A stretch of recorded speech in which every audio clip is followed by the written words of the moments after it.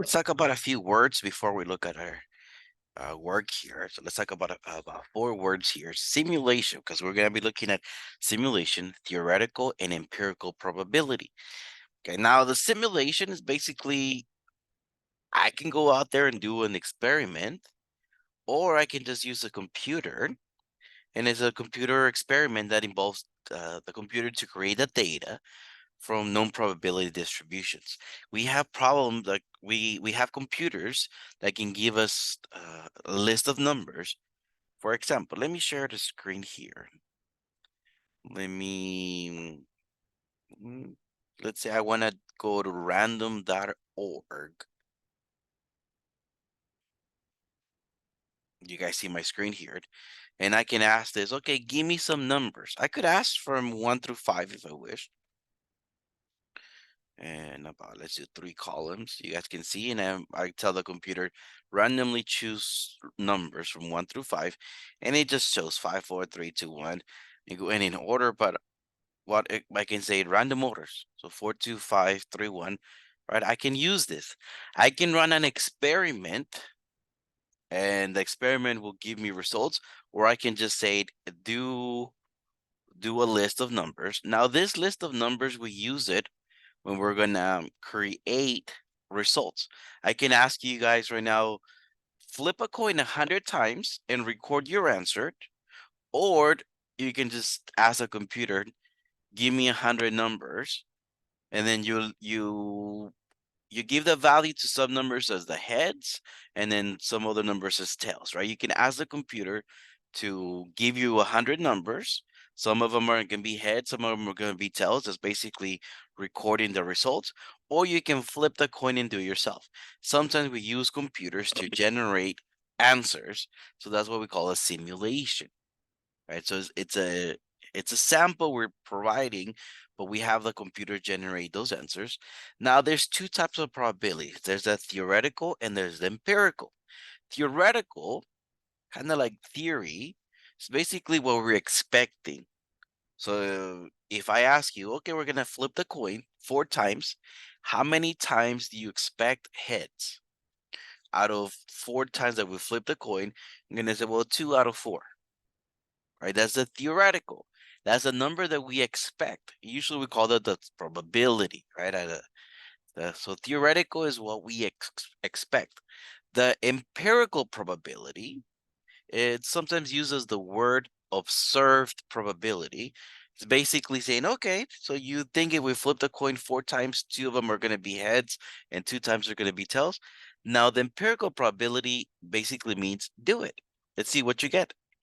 So theoretical probability is the number that we expect. The empirical probability is the number that we do get in an experiment. Sometimes they might be a little bit different. Now we have the rule that we call the law of large numbers. Now, what does this mean? It's the meaning of this is the number of repetition of experiment is increased. So the more we do an experiment, the closer it will get the empirical and theoretical probabilities to equal to. So if I do it only 10 times, there's a high chance that theoretical and empirical probability are going to be different probabilities because I only do it 10 times. But if I do it 1,000 times or 1,000,000 times or 1,000,000,000 times, the more times that I do it, the closer the theoretical and empirical probabilities are going to equal to. Again, you probably expect if you flip the coin 4 times, you expect it to land on tails 2 times. If you do it, it might not. But the more times you do it, the closer the theoretical and empirical probabilities will be. All right, so now let's take a look at an example here. Suppose Debbie's playing a card picking game. Every time Debbie picks a card, there's a 1 out of 4 chance that it is a winning card. Okay, so there's 4 cards, one of them is winning. Use the random digit table provided below to conduct one simulation. How many times or how many attempts does it take Debbie to pick the winning card? One thing though, digits, basically the numbers from 0 to 9, right? There's 10 digits. but she has a 1 out of 4 chance of winning. So what we're gonna do, we're gonna start in the first row and count each digit from left to right, moving to the next row if necessary. Let the 0 represent a winning card, and let the digits 1, 2, or 3 represent the losing card. So notice how it's 1 out of 4. 0, it's winning. The numbers 1, 2, 3 are losing cards. Then we're going to ignore the digits 4 through 9. Now my list here is separated by 5s. Just in case I count all the numbers, it's easy for me to count by 5s. So now here, we're looking at how many attempts does it take Debbie to pick the winning card. Okay, so this is what I'm going to do. I'm going to be looking at my digits. 0, I'm going to do a check mark because that means it's winning. Because remember, 0 is winning. Numbers 1, 2, or 3, right? 1 through 3. 1, 2, or 3, I'm going to put a little X. That means it's a losing card. And the numbers 4 through 9, I'm just going to ignore. So 4, 5, 6, 7, 8, 9, I'm going to ignore. So let's see. My number 6, my first 6 and 6, I ignored those. 7, I ignored. 3. Now let me do an X on that one, because that's a losing card. Notice how numbers 4 through 9, I'm gonna ignore. Then the next number is a 2. That's a losing card as well. The next number is a 3. That's a losing card. The next number is a 2. That's a losing card. Remember, I'm doing X's for the losing cards. And then 0, it's a winning card. Boom. Let me do a check mark on that one. Remember, the question was, how many attempts does it take Debbie to pick the winning card? Notice how I got 4 chances, the 4 X's. I failed 4 times. And on the 5th try, I won. So for this one, I will say it takes Debbie 5 tries. So how many tries did it get? 5 of them. Notice how the 6 and 7 I ignore. Okay. Let's take a look at a little more work. Let me flip the page.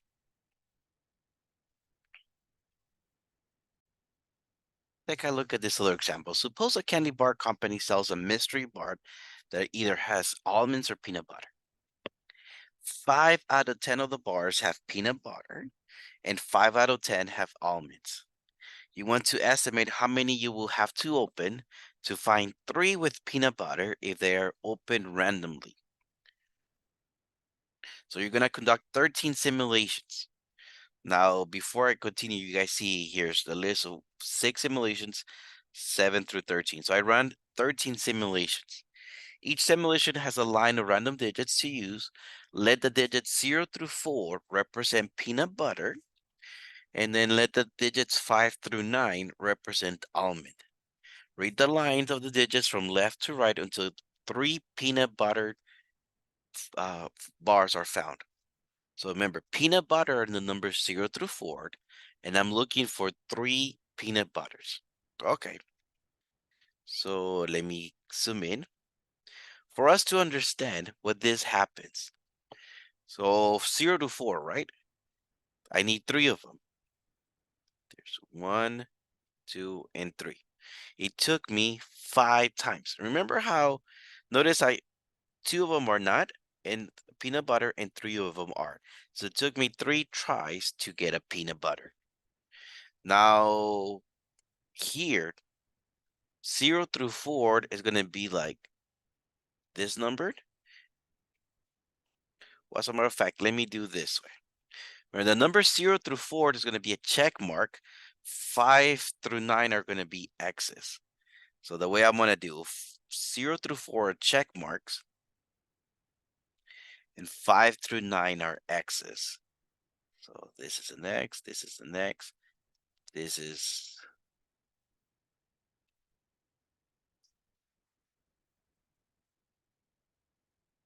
So it took me 5 times, right? Because I'm looking for 3 peanut butter. So 3 check marks. Here, for example, I'm going to say 0 through 4 are peanut butter. So this is not, this is not, this is a check mark. X, X, X, peanut butter, and peanut butter. It took me 8 tries. So as you notice, some of them, most of them, I have the answer already, how many tries it took. Interesting part though, look at my 11, 12, and 13. I left it as check mark. I mean question mark. I want you to figure it out. So remember, from 0 to 4 is the peanut butter. So I'm gonna do 0 through 4, I'm gonna do a check mark. 5 through 9, it's almond. So I'm gonna do an X because I'm looking for peanut butter. So let me take a look at number 11. Okay, this is an X. 8 is an X. 6 is an X. 1 is a check mark. 6 is an X. 1 is a check mark. X, X, and check mark. So it took me 9 tries to get 3 check marks. All right, let's take a look at number 12. 0 is a check mark.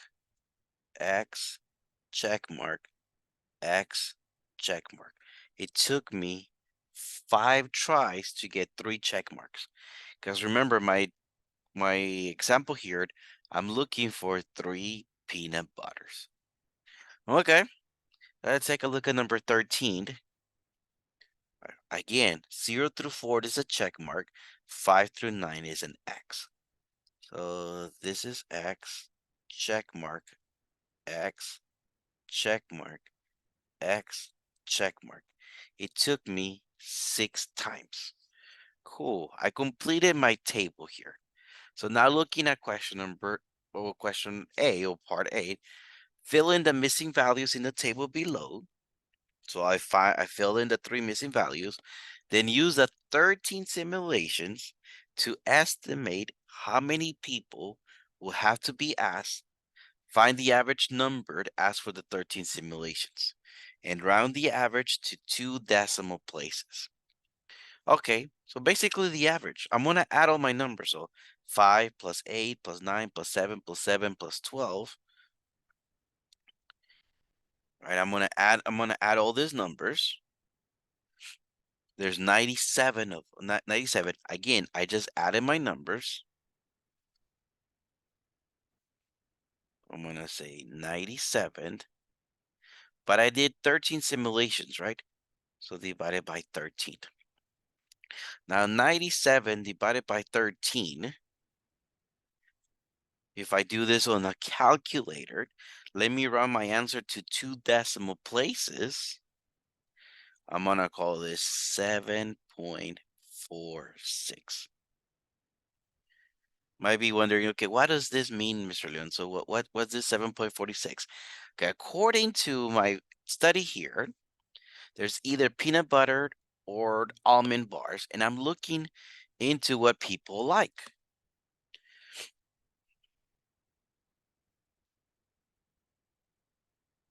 Now, how many times do I have to open? How many bars do I have to open in order for me to get 3 peanut butter? So in my first survey, on my first example, it took me 5 times. My second example, it took me 8 times, right? These are my examples. Then it took me 9, 7, 7. When my sixth try, it took me 12 times to open 3 peanut butters. So these are my surveys. I'm gonna say, what's the average number? Well, I just added them all divided by 13. So 7.46. So I'm gonna say it's gonna take me about 7 tries. So I'm gonna have to open 7 bars to get 3 peanut butters. Now my example B says fill in the rest of the table below, which I already do. Then use the 13 simulation to estimate the probability that you will have to open 5 or more. Ooh, 5 or more candy bars. So how many of these have 5 or more? Let me mark them out. 1, 2, 3, 4, 5, 6. Not 4. So 7, 8, 9, 10, 11, 12. So how many of these have 5 or more? There's 12 of them. So 12 out of 13. So I could do this as a fraction, 12 out of 13. Simplify if possible. And then if you want to do this as a decimal, I'm going to go 12 divided by 13. And then I'm going to round it to 2 decimal places. So 0.92. Couple of things I want to emphasize. My example for 8, because we dealt with probability and I said probability is a number between 0 and 1. Here you guys might be like, that's not between 0 and 1. 7.46 is not between 7 and 1. No, that's how many tries it took me to open 3 peanut butter. My probability is, that's on example B. My probability, if you notice, is in between 0 and 1. Now the probability would take me 5 or more times. I'm gonna say is 92% of my chances. Now let's take a look at another example. Salmon draws and replaces card from a number deck. There is an equal amount of cards with each of the numbers 1 through 6 in a deck. Then Salmon draws 8 times the card 1, 7 times the card 2, 5 times the card 3, 4 times the card 4, and 3 times the card 5, and then 5 times the card 6. So in theory, right, there's 6 numbers, 1 through 6. There's an equal amount of cards of each. So in theory, I should have gotten the same amount for card number 1, the same amount for card number 2, 3, 4, 5, and 6. Based on this data, write down both the empirical probability and the experimental probability that the next card Salmon draws will contain a 6. Submit your answer as an exact fraction or a decimal rounded to the hundredths place. So in theory, theoretical probability, let me emphasize something really here, something really cool here. There is an equal amount of cards with each of the numbers 1 through 6. So if I don't do an experiment, what's the probability that Salmon will get a 6 on the next one? Without doing the experiment, just theoretical, I'm gonna say, well, 1 out of 6. If I write this as a decimal, it should be 0.17. So my theoretical probability, like I said, without running an experiment, what do you think was the probability of getting a 6? Now, experimental, let me see, how many 6s did he get? He got 5 times card 6. So 5 times. How many times does he draw cards? I'm just gonna add 8 times, plus 7 times, plus 5 times, plus 4 times, plus 3 times, and 5 times. I'm just gonna add 8 plus 7 plus 5 plus 4 plus 3 plus 5 plus 6.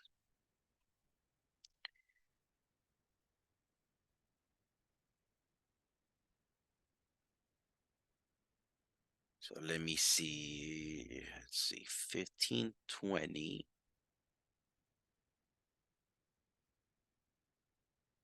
29, 30, 31, 32 times.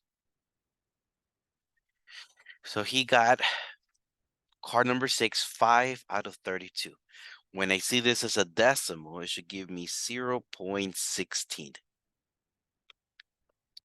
Remember I said the theoretical and experimental probabilities might be a little different, but the law of large numbers, remember we talked about that at the beginning, the law of large numbers means the more experiments that I do get, the closer theoretical and experimental probabilities will be.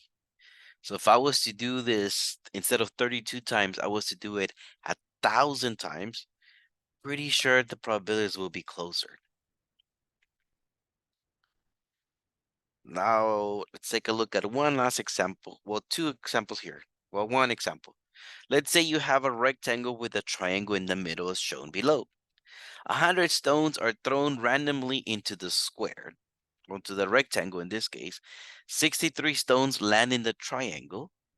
Based on this data, write down both the theoretical probability and the experimental probability that the next rock thrown will land on the triangle.